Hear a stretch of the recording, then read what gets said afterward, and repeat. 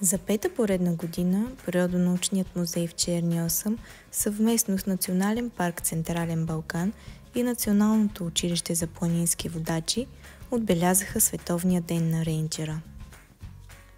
Събитието привлече близо 200 деца и техните семейства, които се включиха в разнообразни активности.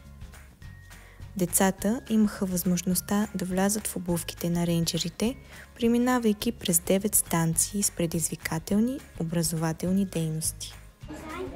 Нещо, което пием рядко, като е малко. Участниците се включиха в игри за ориентиране и придобиха умения за оцеляване сред природата. Те също така участваха в предизвикателства по преминаване на препятствия, разпознаване на редки растения и животни, както и в изследователски игри, свързани с природните богатства на планината.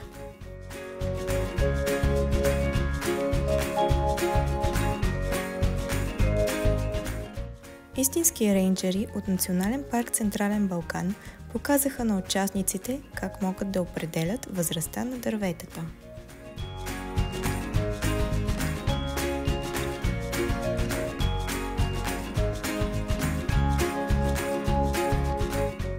Също така показаха техниката за направата на хербарии в домашни условия.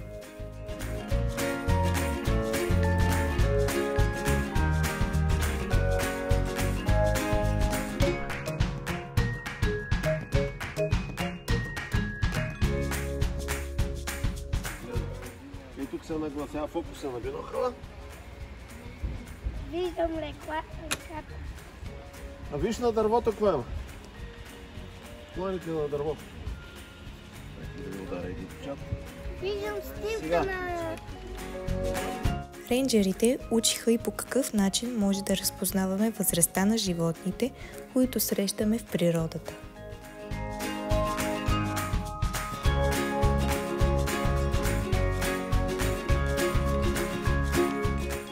Най-голямо вълнение сред младите природолюбители предизвика спускането с въжен тролей над река Черни Осъм.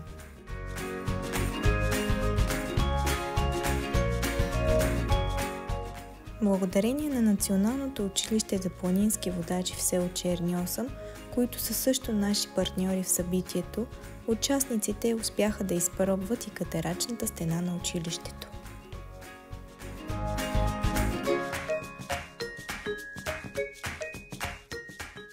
Професията на рейнджера е интересна и много динамична, изискваща разнообразни умения и знания.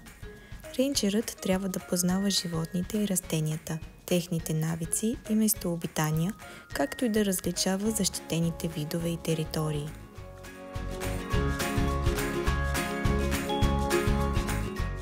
Уменията на следотърсач и алпинист също са важни, както и способността за ориентиране и оцеляване в дивата природа. Но най-важното е любовта към природата и готовността да я защитаваш.